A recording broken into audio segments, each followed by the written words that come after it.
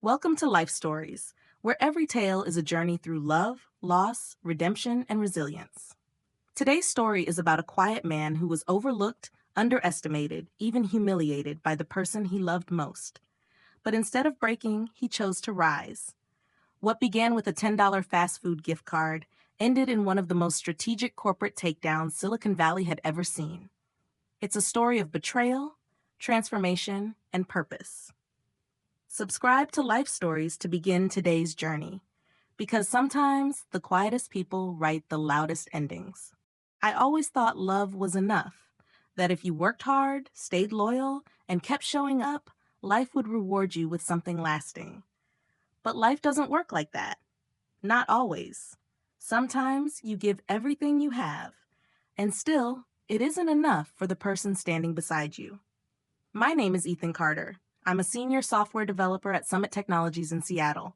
I'm 36 years old, and on the surface, I've lived a quiet, respectable life.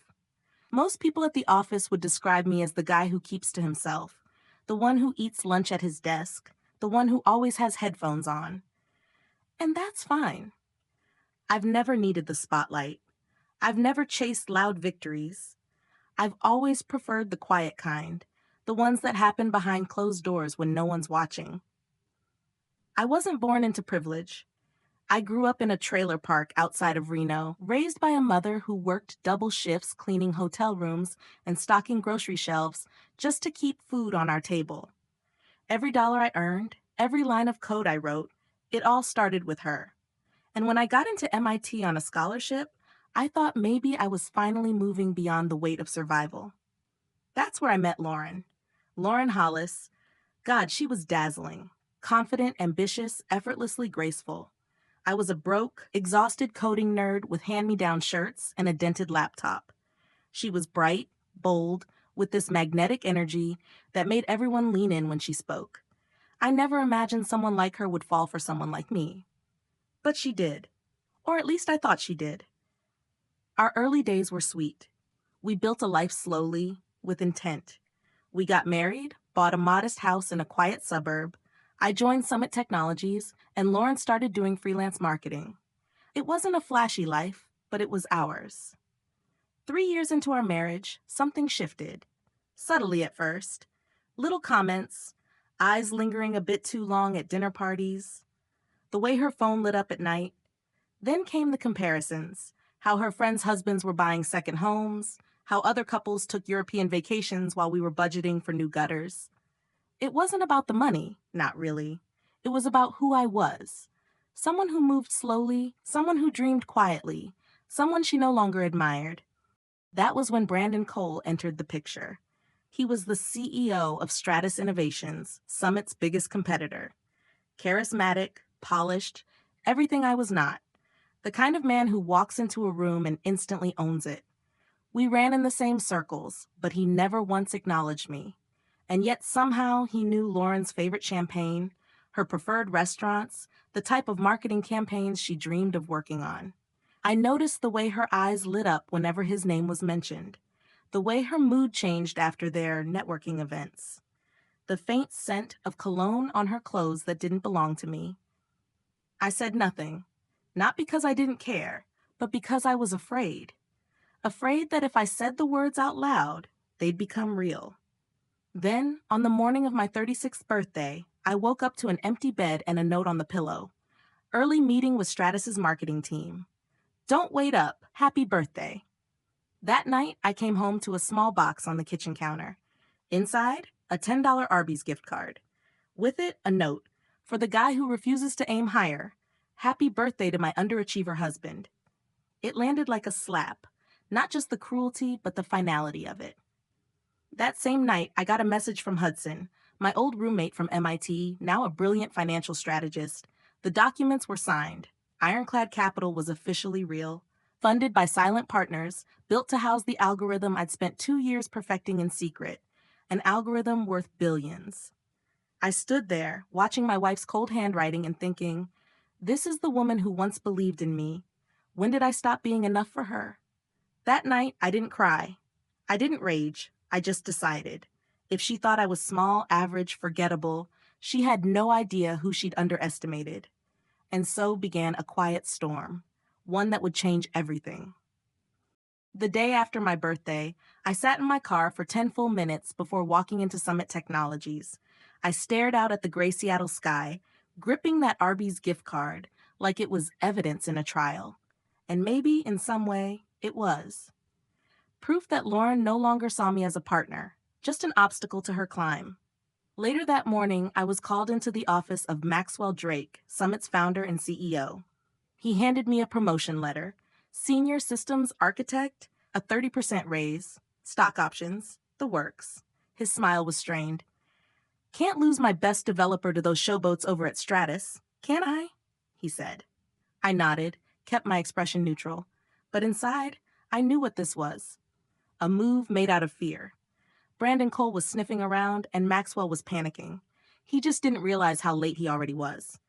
Because Ironclad Capital was no longer a plan. It was a machine in motion.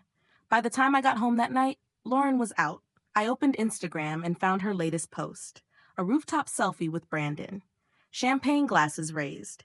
Celebrating new beginnings with the visionary at Brandon Cole. Future is bright, level up. I stared at that photo for a long time. Not because it surprised me, but because it no longer hurt. Instead, I felt something colder, sharper. Hudson and I moved quickly. We brought in Tamara West, an ex-military operations lead with a mind like a steel trap. Zach Temple, a former Wall Street quant who could model market behavior in his sleep.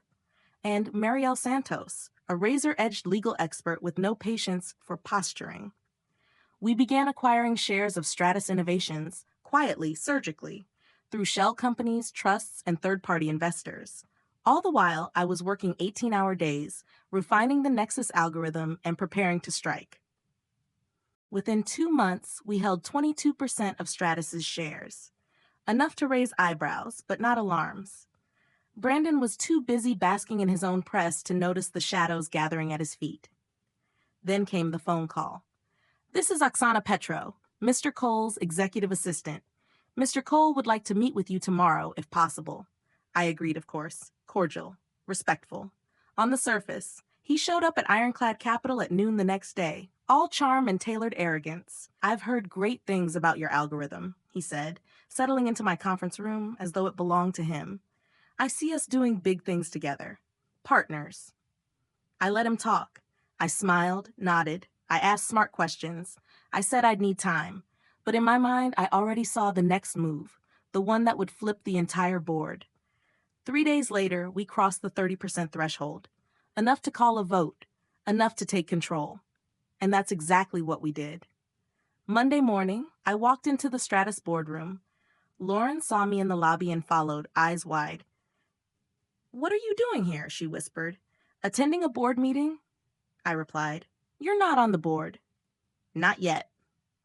By the time the meeting ended, Brandon Cole was no longer CEO, and Lauren Carter was no longer employed. I didn't gloat. I didn't smile. I just watched the empire they tried to build over my bones collapse like sand under a rising tide. They had underestimated the quiet man, the one who kept to himself. And now I had become the storm they never saw coming. In the days that followed the boardroom coup, I didn't feel triumph. Not the kind people expect when you win. What I felt was clarity. Cold, focused clarity. Brandon Cole was out, stripped of his title and blindsided. Lauren had been escorted from the building in disbelief, her voice sharp with protest. She called it betrayal. I called it consequence. But Brandon wasn't finished. He launched a public smear campaign, painting me as a bitter, unstable ex-husband who used corporate warfare to punish a personal grudge. Lauren joined in, press appearances, podcasts, carefully scripted sob stories. And still, I said nothing. While they tried to win headlines, I focused on execution.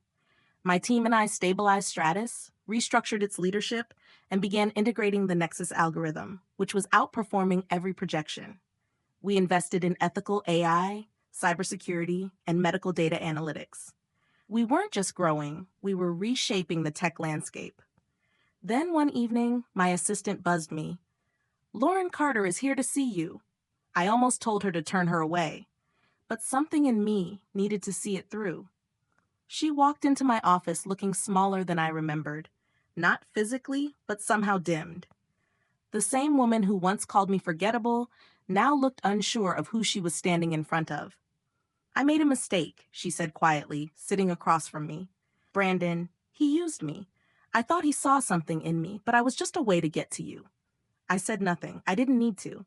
I see now what you've built, Ethan. And I was wrong. About you. About everything. She hesitated, then forced the words out. I'd like a second chance. I studied her face, searching for the girl I had once loved. The one who held my hand during finals week at MIT, who cried with me the day I got my first paycheck. She wasn't there. Or maybe she had never been there to begin with. I pulled a small signal jammer from my drawer and set it on the table.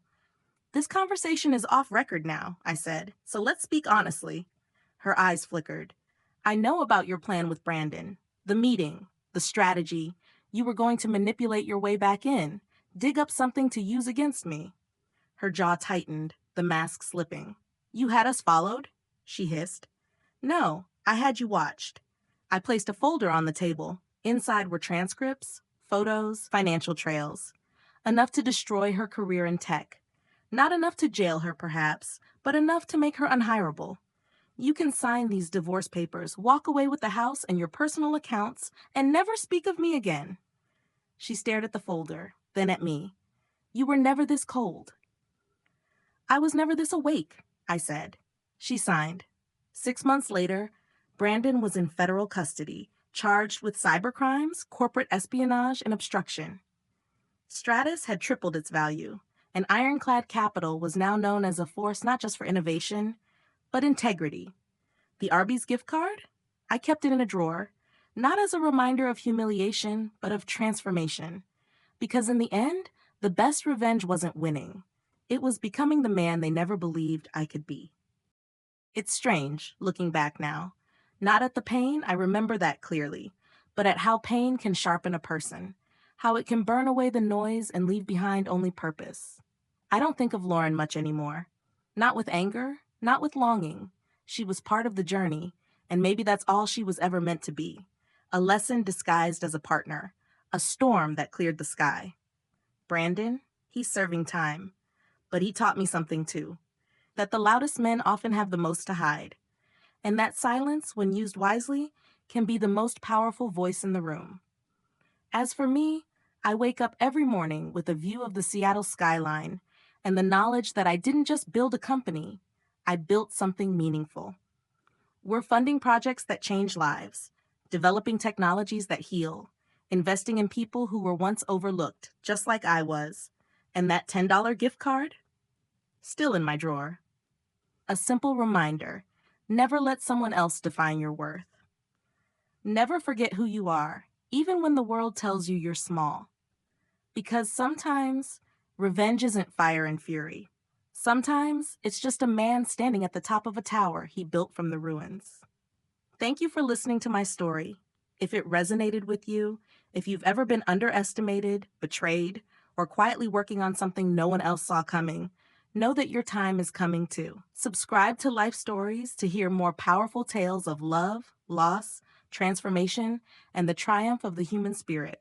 There's always another story waiting to be told, and yours might be next.